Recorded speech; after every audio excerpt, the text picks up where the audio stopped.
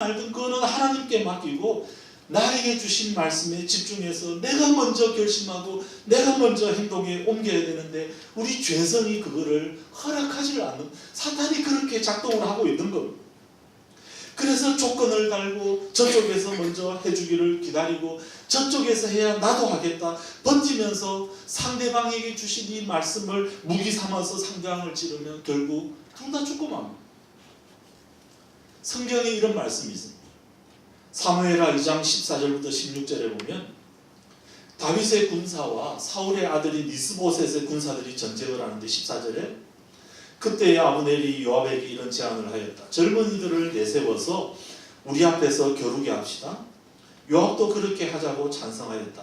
젊은이들이 일어나서 일정한 수대로 나갔는데 사울의 아들 이스보셋 쪽에서는 베냐민 사람 12명이 나왔고 다윗의 부하들 가운데서도 12명이 나왔다.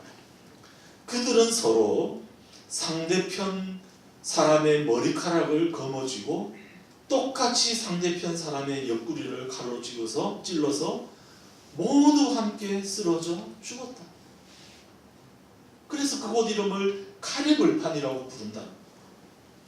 저는 이 말씀을 묵상할 때 이 말씀이 너무나 관계에 대한 말씀, 특별히 파괴되고 있는 부부 관계를 적절히 묘사하고 있는 것으로 그렇게 읽혀집니다. 지금 둘이 싸우고 있는, 서로의 다툼을 억셉트하고 서로의 연약함을 받아들이고 그렇게 하지 않고 서로 찌릅니다. 머리를 잡고 지금 칼로 옆구리를 찌르는데 말로 찌르고 행동으로 찌르고 눈빛으로 찌르고 여러 총 방법들을 동원해서 지금 찌릅니다. 그런데 서로 잡고 찌르면 어떻게 됩니까? 둘 다 죽는다라는 것. 그래서 칼을 거두고 서로 살 방법을 찾아야 되는데 누가 먼저 칼을 거둬야 하는 것? 그리스도께서 교회를 먼저 사랑하셨습니까? 교회가 먼저 그리스도를 순종했습니다. 당연히 그리스도께서 먼저 교회를 사랑하셨죠. 무조건적으로 사랑하셨고 무조건 자신을 내어주셨습니다. 그러니까 그리스도를 기준으로 둘 중 누가 먼저 하라는 것입니까? 당연히 남편이 먼저 하라는 겁니다. 이것이 머리됨의 뜻입니다. 남편이 머리 된다는 것은 위에 있으면서 굴림하고 큰소리치고 머리 노릇하고 그렇게 하라는 것이 아니라 책임지라는, 가정의 책임을 내가 져야 되고 내가 먼저 하라는 것입니다. 칼을 먼저 거두고 서로 하나님 앞에서 잘 살기 위해서 하나님께서 남편을 머리로 가장으로 세우셨습니다. 그러니까 그 명령에 내가 먼저 순종을 해야 합니다. 그것이 사는 길입니다. 내가 가장으로서, 가정의 머리로서 해야 할 일을 분명히 알아야 합니다. 그건 끝없이 자기를 내어주는 사랑을 통하여서 사랑으로 저 사람을 비춰줌으로 저 사람이 나를 존경하도록 끝까지 만들어가는 것, 그것이 유일한 해결책이라고 오늘 본문은 우리에게 말씀하고 있는 것입니다. 여기까지 들으면 아내들 마음이 놓이십니까? 그런데 성경 오늘 본문에 보면 아내의 경우도 마찬가지입니다. 제가 자주 하는 얘기가 있습니다. 남편은 머리, 아내는 목. 머리가 높아 보이지만 머리를 사실 움직이는 것은 목입니다. 컨트롤러라고, 실세. 남자들은 여자하기 나름이다, 그런 말도 있습니다. 발육도 앞서지 않습니다. 자신을 가혹하게 대하고 사랑하지 않는 것 같아. 내가 원하는 방식대로 사랑을 표현하지 않는 저 강박한 남편을 존경하는 것 쉽지 않습니다. 주변에서도 그럼에도 존경하려고 인정하려고 애쓰는 사람 보고 정신 차려. 그러다 손해본다. 주도권을 놓치면 안 된다. 충고하지만 하나님에게는 이것이 맞다는 겁니다. 지금 겉보기에는 아무 열매를 못 거두는 것 같지만 이거는 하나님께서 원하시는 일입니다. 그분은 이런 인정과 존중과 순종에 보답해 주십니다. 하나님에게 지혜로운 것이 세상에서는 어리석은 것입니다. 세상의 방법을 동원할 것인가? 아니면 하나님의 말씀에 순종할 것인가? 오늘 말씀 듣고 가시면서 당신 목사님 설교 못 들었어요? 당신이 먼저 해야지. 속으로라도 그런 말 하지 마시기 바랍니다.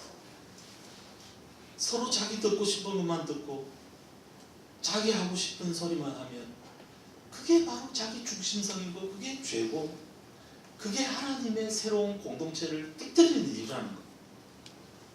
오늘 이 에베소서를 통하여서 우리에게 하시는 말씀이 무엇입니까? 둘 다 책임이 있고 둘 다 움직여야 한다는 것을 우리에게 말씀하고 있습니다. 각자 자기에게 주는 말씀을 실천할 따름입니다. 저 사람이 하도록 기다리는 것이 아니라 나에게 주신 말씀을 실천하라는 것입니다. 그래서 오늘 말씀 마지막 결론을 5장 33절에 그러므로 여러분도 각각 자기 아내를 자기 몸같이 사랑하고 아내도 자기 남편을 존중하십시오.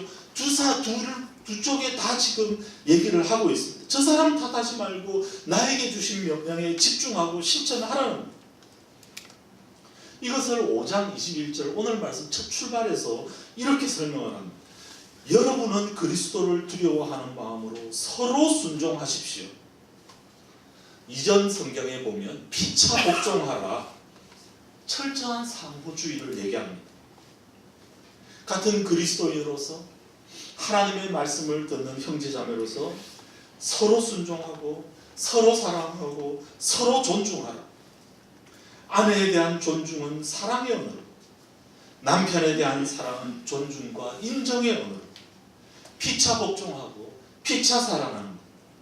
이것이 성경이 말하는 부부관계를 살릴 수 있는 유일한 길입니다. 오늘 말씀을 들으면서 자 누가 먼저 해야 되지? 내가 기다려야 되나? 저 사람이 먼저 하도록 기다려야 되나? 이거 계산하는 것부터가 지금 사단이 우리 가운데서 지금 작동하고 있는 것입니다. 그렇게 자기 중심적으로 생각하려는 모든 생각들을 내려놓고 저 사람이야 어떻게 하든지 그것은 하나님께 맡기고 나에게 주시는 말씀에 충실한 것이 옳다는 것입니다. 무엇보다 사실 오늘 본문은 단순한 부부 관계의 말씀만이 아닙니다.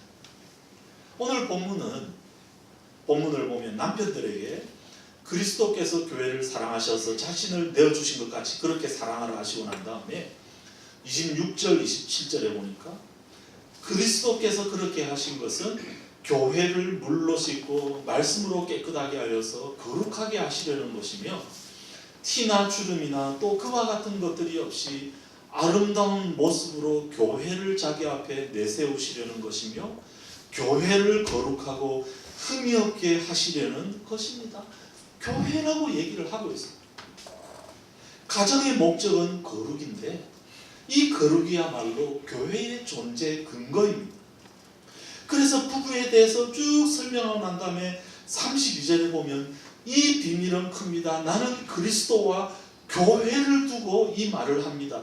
이게 영어에 보면 이게 profound mystery라고 하고 난 다음에 I'm talking about Christ and the church.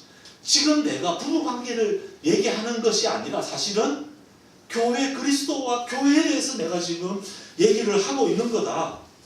그렇게 지금 이 말씀을 우리에게 얘기를 하고 있습니다. 왜냐하면 부부가 교회이기 때문입니다. 교회의 기초는 가정이고 부부입니다. 여기서 제대로 된 거룩한 교회가 형성되어야 비로소 조금 더 넓은 의미의 확장된 부부이고 가족인 교회 공동체가 이루어질 수 있다는 것. 그렇게 되어야지 주변에 거룩한 영향력을 미치면서 주변을 하나님의 거룩한 새로운 사회로 만들어내는 통로 역할을 할 수 있다는 것. 먼저 부부가 하나님의 거룩한 교회가 되고 둘이 온전히 하나 되고 둘이 화목하고 그래야만이 둘이 손잡고 앞으로 전진하고 그러면서 주변에 하나님이 의도하시는 그러한 영향력을 행사할 수 있다는 것입니다. 그런 점에서 부부가 바로 서는 것이 얼마나 중요한가 오늘 본문은 우리에게 보여주고 있습니다. 부부 공동체는 교회 공동체입니다. 따라서 우리가 이때까지 에베소서를 통해서 살펴봤던 것처럼 하나님의 공동체의 기초인 말씀과 복음이 그 가운데 담겨져야만이 그 위에 세워져야만이 제대로 된 공동체를 만들어갈 수 있습니다. 하다 보면 포기하고 싶은 마음도 생기고 너무 힘든 것 때문에 지치고 싶고 지쳐 있는 상태일 수도 있겠지만 그럼에도 불구하고 부부관계 가운데 있는 어둠을 물리쳐야 하고 하나님이 거하실 온전한 처소가 되기 위해 화목함으로 함께 지어져 가야 합니다. 복음을 경험한 개인이 만나 서로 사랑하고 피차 복종하면서 나를 내세우지 아니하고 상대의 원함을 더 채우는 그 돕는 베필로스의 삶을 통해 부부관계가 온전히 건강하게 세워지게 될 때 우리 부부가 교회가 되고 이것은 주변에 거룩한 영향력을 미쳐서 우리 공동체가 교회가 되고 그래서 우리 공동체를 통하여서 이 땅에 깨어진 많은 가정들이 회복되는 일들에 우리가 쓰임받을 수 있다는 것입니다. 이것이 하나님께서 부부, 가정을 세우신 목적입니다. 가정을 통해서 교회를 세우고 가정을 통해서 이 땅을 새롭게 하려는 그 원대한 그 거대한 목적을 가지고 큰 그림을 가지고 우리를 세워 두신 것입니다. 하나님의 놀라운 새로운 사회를 세워나가는데 우리가 쓰임받을 수 있다는 사실을 기억하며 내가 먼저 작은 것 하나부터 실천하고 손을 내밀면서 우리 가정 가운데 하나님의 교회를 만들어 가야 할 것입니다. 내가 먼저 손 내밀고 나의